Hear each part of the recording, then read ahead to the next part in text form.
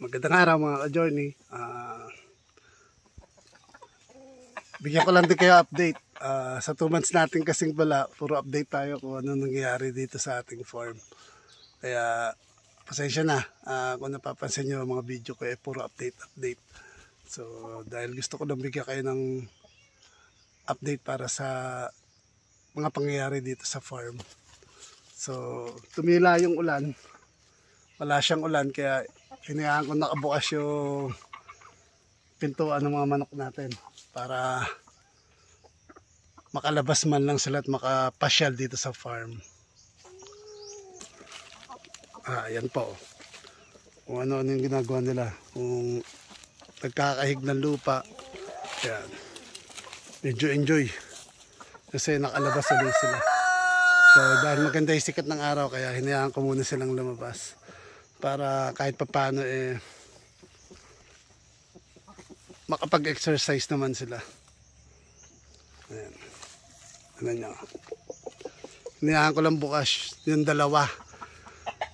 dun sa 5 breeding pen natin. Kasi yung 3 good to say and we're lucky enough na magkaroon tayo ng 3 manok ng Rhode Island Red na naglilimlim. So yung 3 na yun, sineparate ko na lang sila. Binigyan ko sila ng tigi 1 cubicle para makonsentrate nila yung pag-iitlog at paglilimlim. So dito sa unang cubicle natin, ayan, may lalaki at saka 1 babae. Yan. Ano muna, hinahayaan ko muna siyang mangitlog silang 2. Isa babae, saka 1 lalaki para ma-ensure ko yung fertility ng itlog. Yan.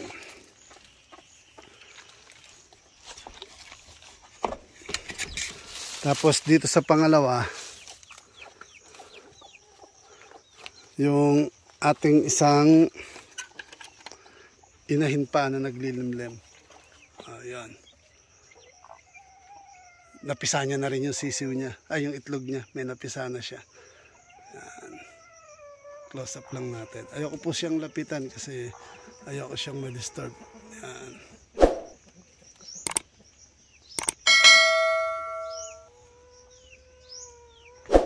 Nakakatawa kasi ibig sabihin nun, mapaparami na natin ng todo yung ating alaga.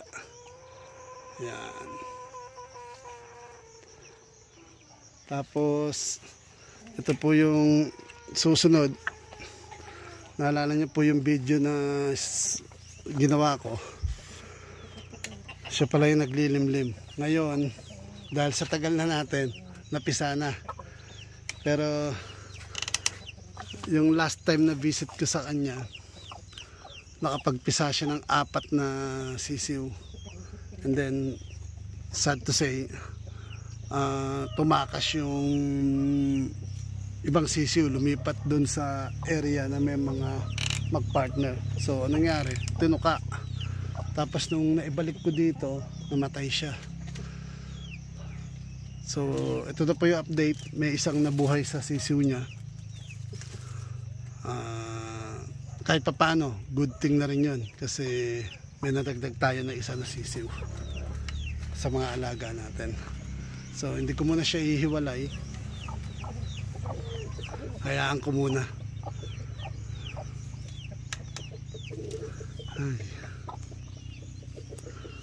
So napaka-importante nung nung kuryente talaga. Kasi on the first day na mapisa sila, pwede natin agad siyang ilipat sa ibang area na pwede natin lagyan ng ilaw para maging nila, painitan. Pero dahil wala tayong kuryente, magiging dependent tayo doon sa ina nila para limliman o painitan yung kanilang sisiw. So ito na yung update para sa ating naglilimlim na manok. Meron na tayong additional na isang piraso bukod dun sa isa na naglilimlim pa. So meron na tayong additional chicken sa farm.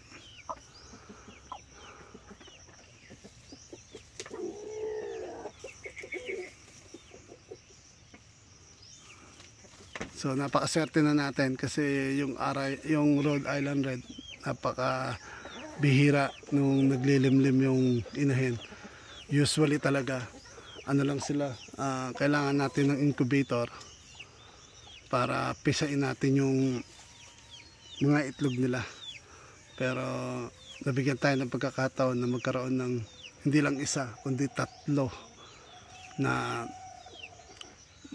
manok na naglilimlim sa ating Rhode Island Red.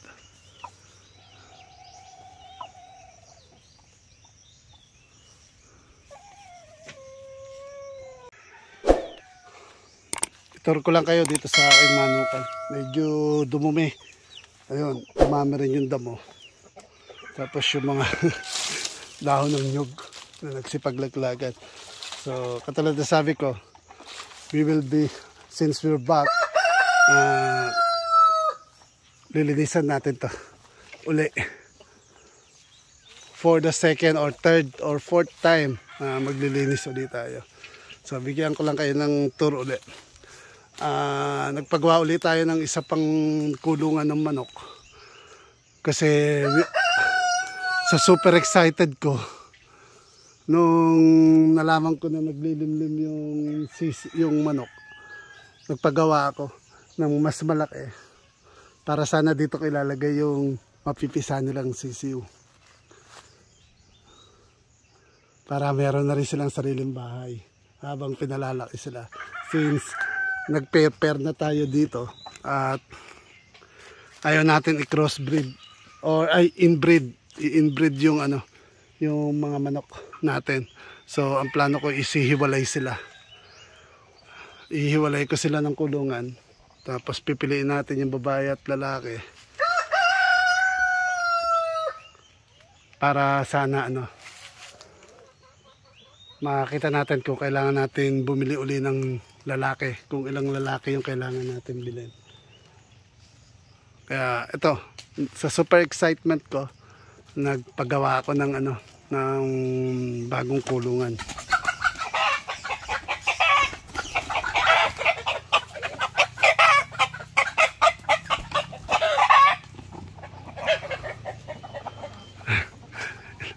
Nag-aagawan sila ng asawa eh.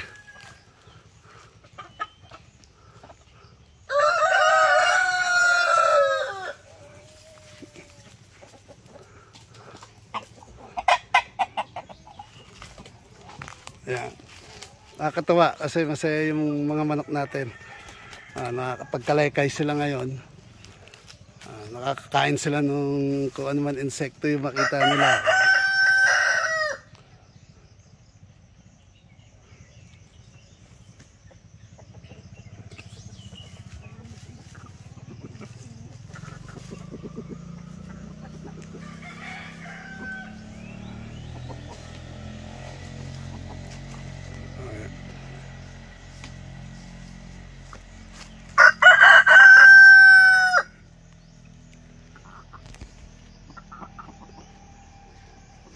Siguro ito na lang yung update para sa ating ating chicken. Ay siya nga pala, pakita ko pala sa inyo yung may bago akong mga sisiw, pero Rhode Island Red din. Tapos meron ako na isang native, yung Tagalog na tinatawag. Ayun po, 3 piraso. Ano rin yan, additional sa ating alaga. Dito ko muna sila nilagay sa lumang kulungan. Pag na-set up ko na maigi, siguro lalagay ko na sila doon sa malaki. Kasi sa ngayon, pinakawalan ko muna itong nakakulong doon. Nagkulong kasi ako ng 5 piraso doon sa bagong kulungan. 5 pirasong manok. So, hanggang dito na lang yung update. Ito sila, nagsisipaglapitan. Kilala talaga nila yung amo nila. Once na nagpunta ako at nakawala sila, pumupunta talaga sila sa akin.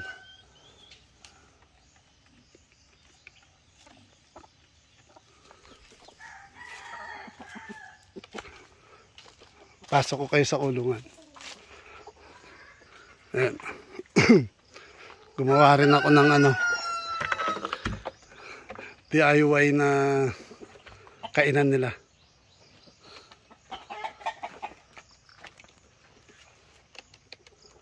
Almost 7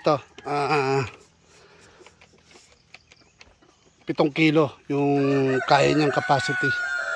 Kaya nung nagbakasyon ako hindi ako nag-alala na may pagkain sila. Kasi sure na meron. Tapos merong isa doon naglilimlim. Pag natin istorbo yan. Ay, nangingitlog pala, hindi naglilimlim. So, hanggang dito na lang. Para sa mga bagong manonood ng ating video, please do subscribe. Kailangan natin yan. Huwag po kayo mahiya. Tulog nyo na lang sa akin pag nag-subscribe kayo at nag-like na rin at pinanood nyo yung aking video. Maraming salamat. Have a nice day and God bless.